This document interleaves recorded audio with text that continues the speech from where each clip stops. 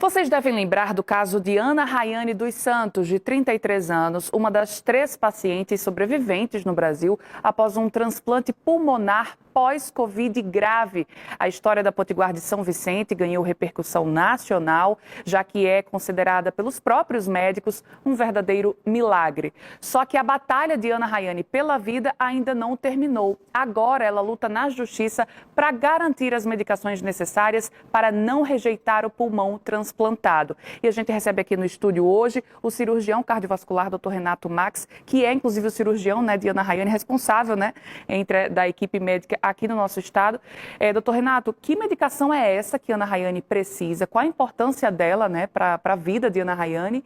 E quem que é o responsável por esse fornecimento? Seja bem-vindo, boa tarde. Boa tarde, Heloísa, boa tarde, telespectadores. Realmente a Ana Rayane precisa dessas medicações que ela ajudam no controle imunológico, para evitar a rejeição ao órgão transplantado. Tá. Então são medicações de elevado custo, não são vendidas em farmácias, essas de esquina que a gente conhece, só em farmácias de medicações de alto custo. A responsabilidade de fornecimento dessa medicação é através da Unicat. Então, logo que a Ana Rayane chegou aqui em Natal, em abril, ela foi solicitada o fornecimento dessas medicações, inicialmente negado, porque essas medicações no rol da Unicat, eles só eram fornecidos para transplante renal, cardíaco e hepático e alguns casos de síndrome nefrótica. Então foi negado, então aí teve que entrar na justiça mais uma vez, porque tudo no tratamento da Ana Rayane foi judicial e esse imbróglio foi se arrastando. Até que chegou um momento que a medicação acabou. E até então ela usava uma medicação que ela trouxe de São Paulo, é isso? Isso, a equipe de São Paulo, o hospital lá de São Paulo forneceu as medicações por um determinado tempo, até se resolver essa questão do fornecimento. Então essa medicação acabou, só durava mais um dia. E quanto tempo durou isso? Já foi em abril, então isso foi há 3 semanas, então já temos aí praticamente 2 meses. Mas quanto tempo ela passou utilizando essa medicação que veio de São Paulo? 2 meses. 2 meses. Então a gente já perguntaram assim, quanto de medicação, a gente já deu até um excesso de medicação para que se resolvesse. A gente acreditava que judicialmente isso iria se resolver de uma forma mais rápida, mas foi aquele ir e vir da justiça. Inicialmente a Unicat negou, aí não forneceu essa negativa, então o advogado teve que entrar com processo para pegar essa negativa. Depois a Unicat se comprometeu a fornecer a medicação, só que o marido foi aproximadamente 5 vezes na Unicat. E aí, chegou a medicação, mas da Ana Rayane não. Até que o último episódio foi entrar na justiça por um bloqueio judicial. E ontem saiu uma decisão do juiz pedindo para que esse bloqueio fosse mensal e para arrumar um fornecedor local. Só que não existe esse fornecedor local. Não tem. E assim, o tempo é pulmão para ela. Então ela não pode ficar sem essa medicação. A gente conseguiu a medicação emprestada com um paciente nosso. Até agradecer aos pais por conta disso. É uma criança, inclusive, um menino. Isso. Até pouco tempo atrás, o transplante cardíaco ele não estava no rol do fornecimento dessas 2 medicações específicas, que são as mais caras.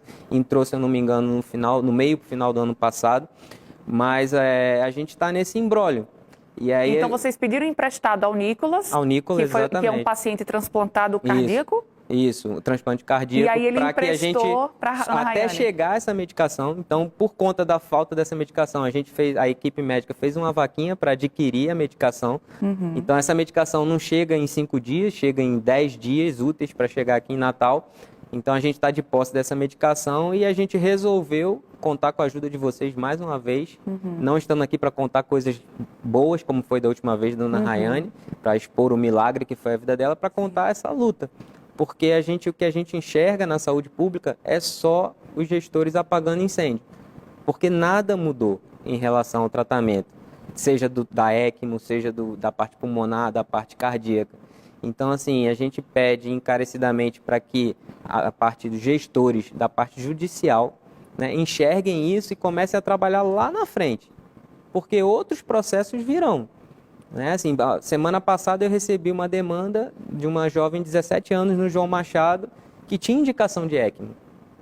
Mas e aí? A gente não tem hoje um centro aqui ainda, não se foi discutido até, porque isso não cria da noite para o dia. A gente não tem um hospital público cardiovascular, literalmente público, A gente fica na mão da rede privada como complementar ao SUS. Heloísa, o que vai acontecer se esses hospitais forem vendidos, se esses hospitais resolverem acabar o contrato com o SUS? Então, do dia para a noite, a gente não vai criar estrutura. É o que eu falo, uma estrutura para um centro de assistência circulatória, ela demanda tempo. E demanda tempo, demanda planejamento, demanda vontade dos gestores públicos. Então, a gente não tem essa vontade, não é procurado para discutir essas coisas. O que a gente é procurado, a gente gasta energia nessa parte judicial. Ana Ruth até citou aqui, perguntando qual é a medicação. Quem está precisando de medicação sou eu. Por conta de toda é a parte mais difícil de lidar. Porque a gente tem que explicar isso para o advogado, que não é especialista, ele vai explicar para o juiz e o tempo vai passando. Vai muito além da sua atuação como médico, né? Você também acaba tendo que gerenciar e você se sente também um pouco responsável pelos pacientes, né? Você vê, você está aqui falando de um caso da Ana Rayane, que você já fez o procedimento, que ela já fez a cirurgia, mas agora ela precisa, para que tudo tenha valido a pena e que ela continue vivendo, ela precisa dessa medicação. Sem essa medicação, doutor, não, sem essa medicação, ela vai rejeitar o pulmão. Até em uso dessa medicação, ela tem essa chance. Então, a Ana Rayane é uma sobrevivente. Assim, no interior do estado, do Nordeste, conseguiu acesso a uma terapia cara, foi transferida para São Paulo, transplantou o pulmão, é uma das 3 dos sobreviventes de 9 transplantes de pulmão. Então, assim, se a gente não tiver, a parte mais fácil hoje é tomar a medicação. Então, assim, a gente não tem, se não tiver, ela vai sofrer a rejeição do órgão em todo o trabalho desenvolvido já vai fazer quase um ano da ida dela para São Paulo, agora em agosto, vai ser jogado fora. Por conta de burocracia.